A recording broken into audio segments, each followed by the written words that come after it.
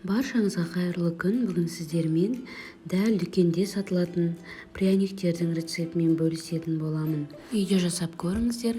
Балаларға өте қатты ұнайды. Видеоны соңына дейін көріңіздер. Егер де менің видео рецепттерім ұнаса, каналға жазылып, лайк басып, комментарий қалдыруды ұмытпаймыз. Көріп тұрғандарыңыздай өте дәмді болып шығады. Үйде жасап көріңіздер. Ал енді пряниктің тестасын дайындаймыз. Ол үшін бізге 250 грамм сметана керек. Кез келген дүкенде сатылатын 20-25% сметана жарай береді.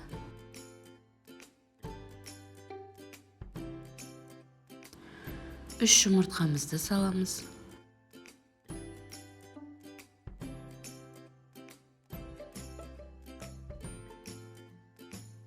50 грамм бөлме температурасында еріп тұрған сары майды саламыз.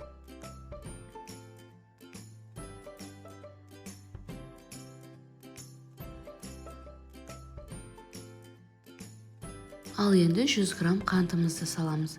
Қант толық еру керек. Жақсылап араластырамыз.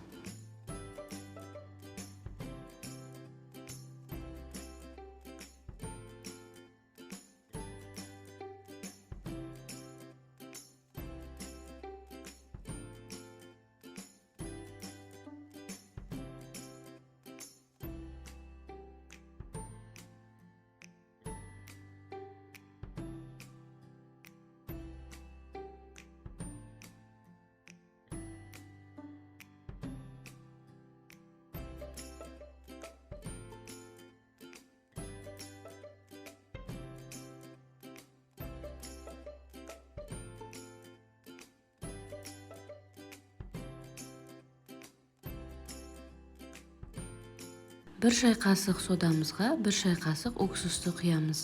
Барлығын тағы да жақсылап араластырып аламыз.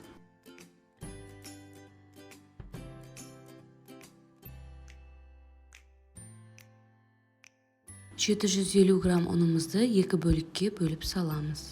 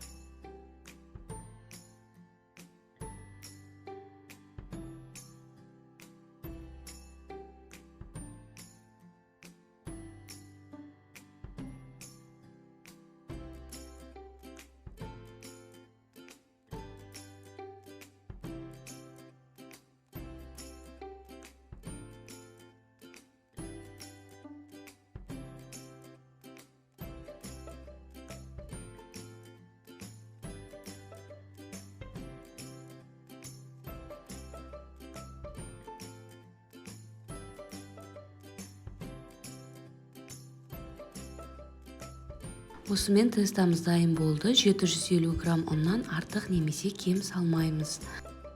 Тестамыздың бетін жауып 15 минутқа тындырып қоямыз. 15 минут өткеннен кейін тестамызды алып, жайып шығамыз. Қамырдың қалыңдығы 1 сантиметрдей болу керек. Тестамызды жаю барысында ұнды көп қолданбаймыз.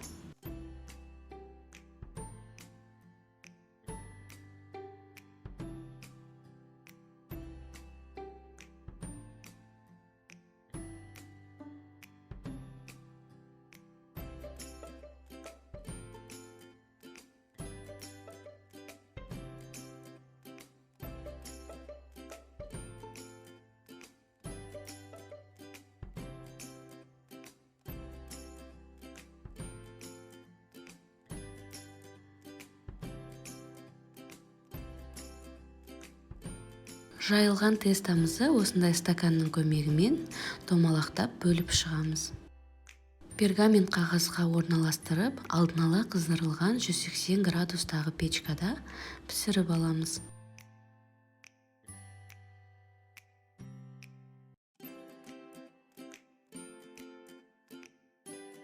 Жан жағынан артылған қамырларымызды қайтадан илеп қоямыз. 10-15 минуттан кейін қайтадан жайып, пряниктерімізді кесіп аламыз. Пряниктеріміздің үстіне ешқандай да жұмыртқаның сарысын жағудың керегі жоқ. 180 градуста алдын ала қыздырылған печкада осындай сары түске енгенше пісіріп аламыз. Енді прянигіміздің глазурын дайындаймыз. Ол үшін бізге 200 грамм қант, 50 грамм су керек. Екеуін баяу отта қайнатамыз. Қант ерігенше қасықтың көмегімен араластырып тұрамыз. Қант толықтай еріп болғаннан кейін қоюланғанша біраз қозғамаймыз.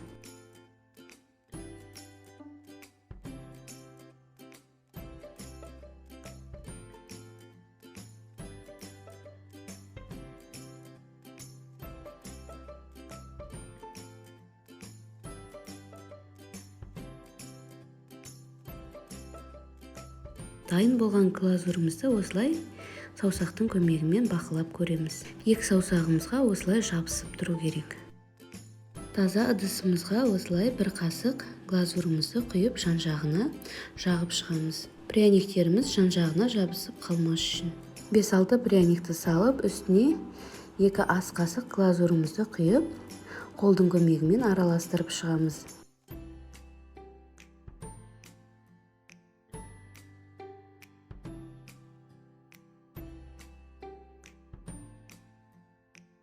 Барлық жеріне түгелдей жағылғаннан кейін қайтадан пергаментке қоямыз.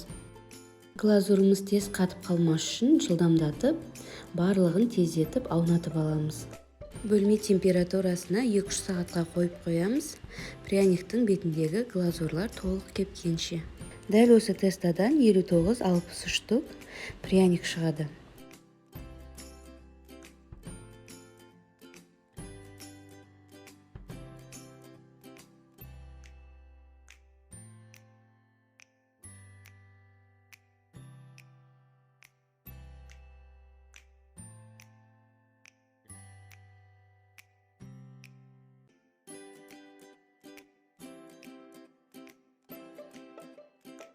Баршаңызға ас болсын, сіздермен бірге Тоғжанның асханасы. Егер де менің видео рецептерім ұнаса, лайк басып, комментарий қалдырып, каналға жазылуды ұмытпаймыз.